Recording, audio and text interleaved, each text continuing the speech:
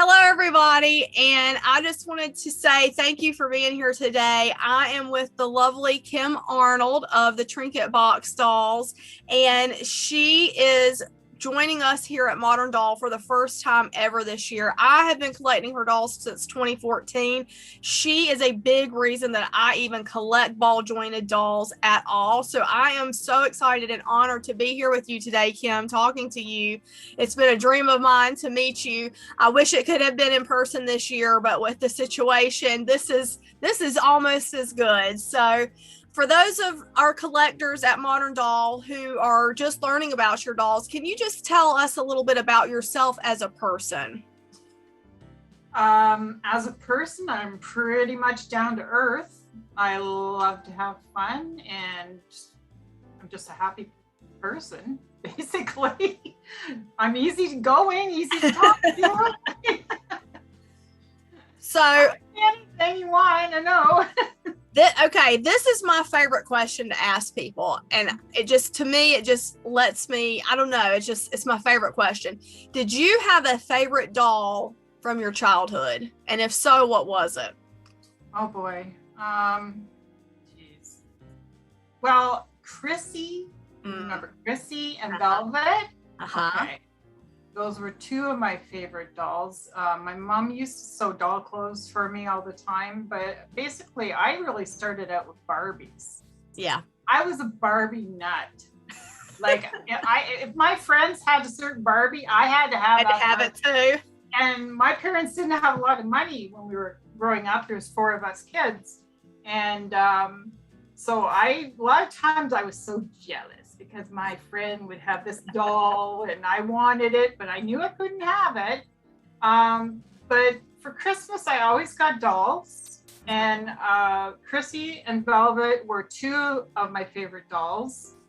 And I had this one doll that I got for Christmas one year, and I'm pretty sure she was made in German. I remember my mom saying she was made in Germany.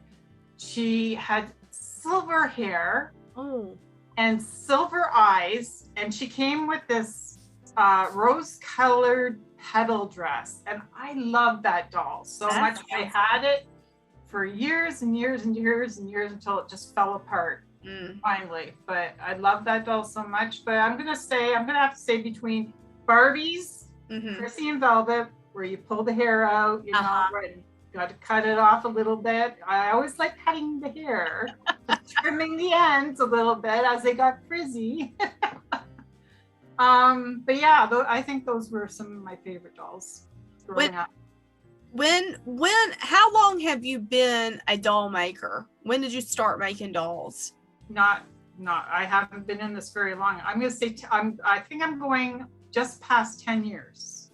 Oh, wow. So 2014 is when I first became aware of when I first saw your dolls. And I think at that time, your new doll was Olivia. Yeah. How many dolls did you have before Olivia?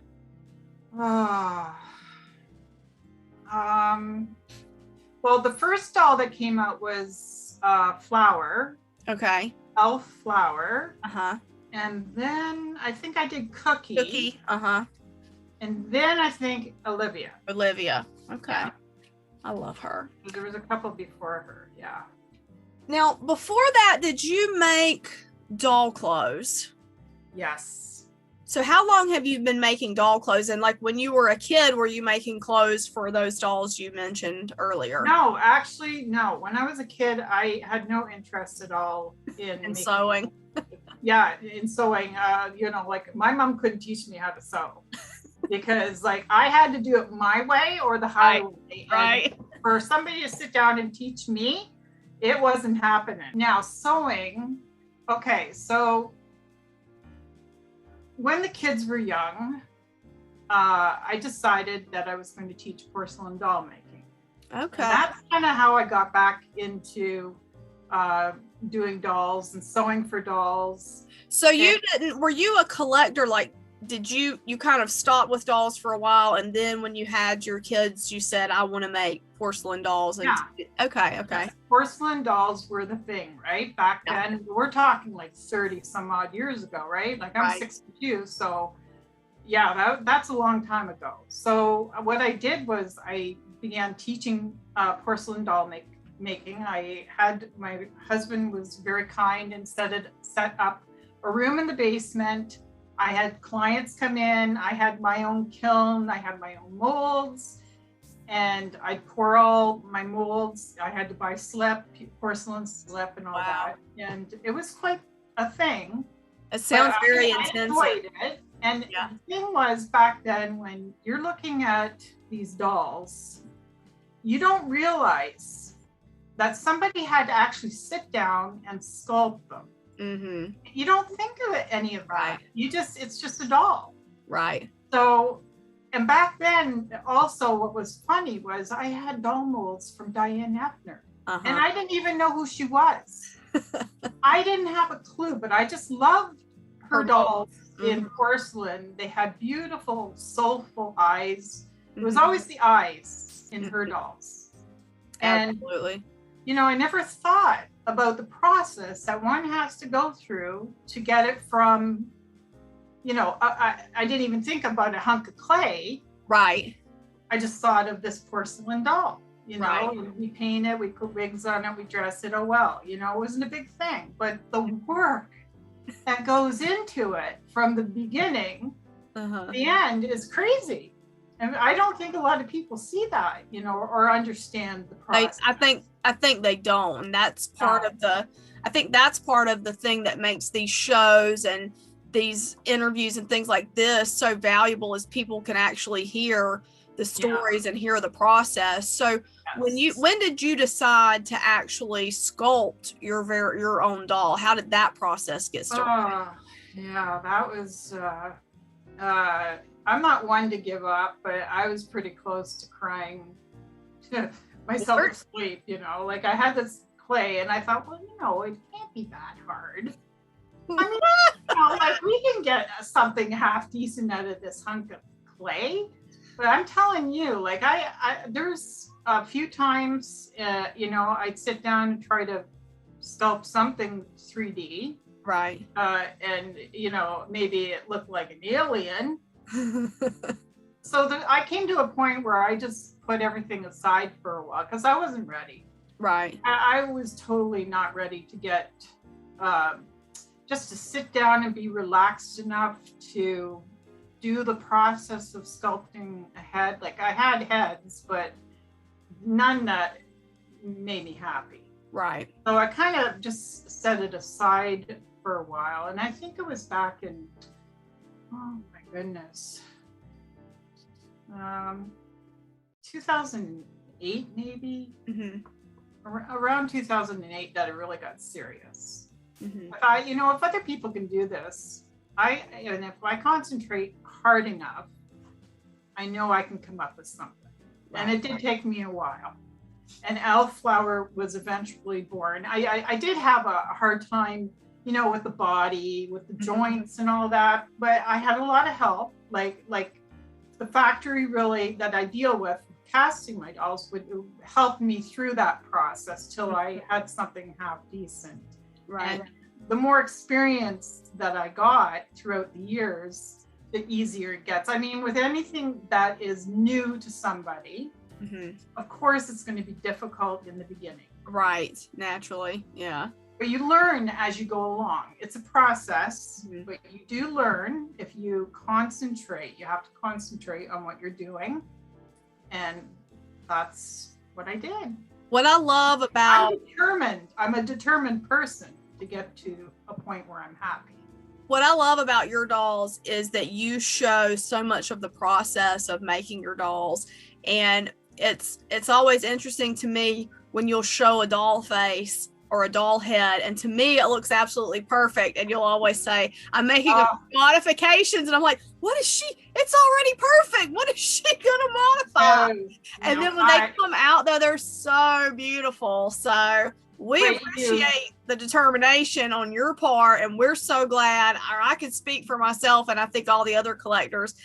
We're really glad you stuck with it, because your dolls have a face and a character that it's unlike any other doll that's out there on the market. They're so sweet, and they're so serene, and just they're so full of character. I love the expressions that your dolls have. Well, I try to be different, but I've also become a perfectionist where I hate it, because I'll see something. You'll see a tiny flaw that nobody else sees. Right. Well, like I said, I don't see them when you say I'm going to make a modification. I'm like, what is she going to do? It's already perfect. There's always modifications, believe me. Oh my goodness. Yeah, I just, sometimes I get just so flustered, you know. Yeah. It just might be one little thing that's off, and I'm like, oh, and I worked like a month just to get that one spot. So I think you already answered this, but are you completely self-taught, or did you have any sort of formal art training at all, like in school, or you just... Everything I've ever done in life has been self-taught. I think that's so inspiring, and that's so, because there are so many people out there that, you know, want to do things, but they feel like they're being held back because they didn't have some sort of formal training, and I love that you're self-taught. Anybody can do something. Mm-hmm. When people tell me that they're not creative or they're not artistic, I don't believe them, because everybody is artistic in a different way. Yeah. That's a good point. Yeah, you just have to set your mind to it. Figure out what you're good at, I guess. Focus. When you first started making those dolls, so let's say when you first started sculpting your dolls, what was the biggest challenge that you faced, I guess, from sculpting the doll to getting it, I guess, to the factory and casted? What were some of those challenges? Well, the most challenging is working on a doll body. The joints, trying to get joints to work properly, you know, and getting them cut even, and that was my pet peeve when I was, you know, sculpting. The head to me is really nothing, right? You know, like I have so many heads, right? It's the body, but you have to have a body to put it on. You gotta put it right. Make your own body. Nobody else is going to make it for you, right? So getting a doll body to work, because the first body I did was like, oh geez, and I threw it in the garbage. I should have kept it so I could have showed everybody what it looked like, because it's like, oh my god. Well, I think people don't think about, like, it has to be in proportion. It's got to be balanced and be able to hold the head and all those different things too. No, but the worst part are the joints. The joints. The joints, yes, getting the joints right. And you know, like when I did my MSD doll, like I said, the factory I worked with did help me clean them up a little bit, because they were a little bit messy, but it turned out, and I was happy with it. But I like them. I think they're wonderful. So but I like to do things, you know, I like to do things myself, right? But then I can really say, you know, like when I did the 18-inch body, I did that, you know, I didn't get any help. I managed to get through that, and I like the body. It's very sturdy. Yes. Sweet Betty. There she is. They're very sturdy, and they're very well balanced, and they can stand that was very well on their own. That was important to me, to get a doll that was able to stand up and not fall over or collapse. What I like too about them is that they're a size that that you can kind of, like, there's so many different types of clothes that can fit them, so you have like a lot of variety out there if you like changing your, when you of all of your dolls, do you have a favorite one? Oh boy. I have a favorite one. I'll show you in a minute which one's my favorite. You know, my favorite is Quatara. This one too. Quatara, oh my gosh. Yeah, look. Oh, I love her so much. This doll here, I love. She is just up there on my list of favorites. She's a lot of people's favorite. She is. I love all your dolls, but she is like, I remember the first time I saw her, I was like, oh my word, this doll. Yeah. She just has my heart. I love this doll so much. I show her to as many people as I can because I'm like, have you seen this doll? You need to see her if you haven't seen her already. She is a favorite among customers, and pretty soon Quintara is going to have a sister, Amara. That's so exciting. That is so exciting. Yeah, so that's the client's doll. She's beautiful. Second on my list for favorite doll would probably be Maisie. Maisie. She's beautiful too. Now, when you were sculpting this 18-inch size, which was Maisie the first one? The first, I think I had done there. Is that a better picture of her? She's so beautiful, yes. This one has beautiful eyes in it. She's really beautiful, and she almost has like a more mature look to her. Like she looks like a little bit of an older girl. She's got this beautiful, like soft, sweet and they can all take on a different look depending on how they're done up. Well, right, because and that's something else about your dolls. I don't know if people know this, but you paint all of your dolls yourself. Yeah. And you design all of the outfits, and they come full set. That's one of the things I love about your dolls is when you buy a doll, you're going to get a full set that is artist painted. Yeah, I like to do it that way because I think it's worth it. If you're going to pay that kind of money for a doll, I believe that customers should get the full package. That's just the way I've always been. I love it. I like my dolls to go home looking top notch. Good. They do. Every doll I've ever received from you has been amazing. And those of you who are here at this event and have ordered the event doll, you are going to be blown away. This doll is going to knock your socks off. But before we do what? I think she turned out perfect. She is perfect for our theme. But yes. We'll talk about her in a minute. Before we get to her, I want to know from that whole process we talked about, the sculpting, the painting, the dressing, the complete package, do you have a favorite part of the doll making process? Well, when I finally do all the hard work in painting them and getting them to the point of dressing and finalizing everything, like with ribbons and jewelry or, decorations, little trinkets or whatever. When I get to the final part, I guess that's my favorite. I'll tell you what's my least favorite. Tell me. Gluing eyelashes on. Oh, really? I hate gluing eyelashes on. I can't say that I maybe once or twice glued an eyelash. I want to cry when I'm doing that job. I believe it. Oh. If I could hire an elf to come for just to come do that part and just glue eyelashes on, I would love them. That's funny. As they come together and you're finishing them like that, and I guess that's your favorite part, is seeing them come to life, the fruits of your labor there. As that happens, do you kind of assign them a personality? Like, does each sculpt have its own personality to you, or does each doll, as you dress them, sort of have their own personality? I might see them as oh, this doll's beautiful or pretty or whimsical or funny or quirky. That's about it when it comes to personalities. Cool, I like the customer pick out their person. Right. All I care about is if my customers are happy with their doll and they make them smile. Yeah. If they're if they come home, like I said in a magazine interview one time, if they come home from work after a long day's work and they see their dolls and they make them smile and be happy, and I'm happy. They definitely do that. You offer several sizes of dolls to your collectors.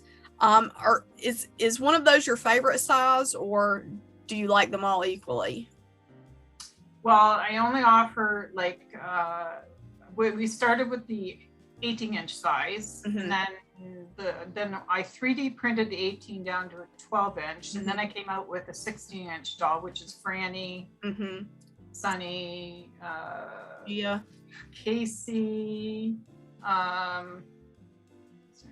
Gia, is that how you say her name?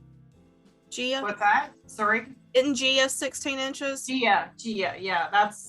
So Gia was an MSD doll. Okay. She was on the MSD body when I was doing that size, and then I stopped that size. But I had a client like Lynn Stott. She's one of my customers. She was begging me to do the doll. To do Gia on the 16-inch body, and I was like, oh man. I said I didn't like that doll. There was just something about that doll that I just didn't like. One side of the cheek when I did her was just a little bit off. So I asked Ivy at the factory to send the head back to me. Yeah. So I could modify it and get it a little bit better, right? And I did get it to a point where I liked it. So then I had her redone at the factory, new mold made up for the head. Yeah. And I put it on the Franny body. So she's 16 inches now. So yeah, that head was done way back in 2015. That's really cool though. I'm glad she kept at you on that one. Because I think she's a she loved me. Lynn is crazy, okay? Lynn, if you're seeing this interview right now, I want to know that tell you that you're crazy. She is one of my like really good customers, right? She's got like 75 of my dolls. I think she's at 75 right now. It's funny because every time I see you post an artist sample, I'll always notice that Lynn has it later. I'm like, I know she's got to have the biggest collection of these dolls. Yeah. That's amazing though. Oh, I want it. Every time it's a new doll, I want it. I'm getting it. She's a great girl. My next question is, your dolls have won a lot of awards. Yeah. Can you tell us about some of those and like maybe which ones you're most proud of that they've won? The first award I ever received was at the International Doll Show, IDS, and I had an award given to me for a beginner BJD artist. And that was the first award I got. And the rest of my awards are from the Diamond Awards, the Diamond Industry Awards. Dolls Magazine puts it out. And actually last year, the one that just passed, I didn't have any dolls to put in, so I'll have to wait till next year now. Submit something. Well, I always love seeing your dolls win awards because it's as a collector. First of all, I know how hard you work as an artist, so I like to see that rewarded. And as a collector, I love seeing when I have a doll that's an award winner, and it's like how exciting is that to know that you have a doll in your collection that's an award-winning doll. Yeah, Quatara won award. All my awards are up in my cupboard up behind me here. That's awesome. And actually, there's two of the Kimmy dolls up there. Two of our event dolls. Ship me home. So let's talk about that doll, because when I first asked you if you would be willing to create a doll for Moonlight and Roses, this convention, I barely got the words Moonlight and Roses out of my lips, and I think you had already invented. I want to show you guys this doll because she is the perfect embodiment of Moonlight and Roses. First of all, she's got this silvery, beautiful hair that's like moonbeams.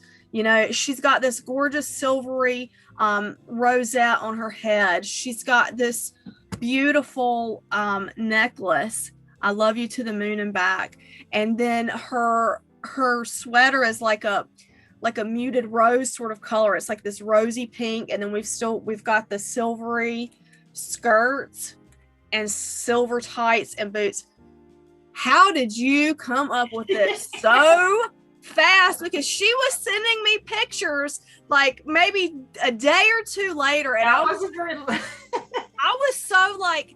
so inspired. It's so inspiring that you're able to your mind just creates that quickly. I can't really tell you what goes on in my head half the time. My mind works overtime. My head is just so full of creative ideas. It's like I'm overloaded and wants to This doll is just amazing. She's just, I lay in bed at night thinking of things. your mind is just always going. Yeah, I just knew what I wanted for her, you know. She's perfect. At first I thought Moonlight and Roses, okay. But look at And that. all of a sudden it just came to me. And it really was. Turned out She's beautiful. And what did you say this resin color was again? Oh, I think it's a rose, something muted rose resin. I'm gonna have to look it up. Muted rose or something. I'm gonna have to look it up, Allison. I can't remember. I've done so many different resin colors, but it was perfect. It was perfect because the name of the resin color has rose in it, and it's like this beautiful. It's a flesh tone, but it's got some of that pinky undertones, and it is so beautiful. The pictures are beautiful. Pictures never do it all justice. When you see the picture and you're like, oh, that doll's beautiful. And then you get her in your hands, you're like, yeah, this doll is beautiful. And that's another thing I tell my clients too, when they get excited about dolls coming home. I said, wait till they get to you. Right. You'll be more blown away than looking at the photo. Absolutely. Yeah. And look at all. I try to take really good photos, but like photos don't. So I just want to point out that every one of our dolls has 2 eyelashes glued on each eye. So that was a lot of eyelash gluing for you. That's what I mean. That's love, you guys, that she spent all this time gluing these eyelashes for us. I hate gluing eyelashes.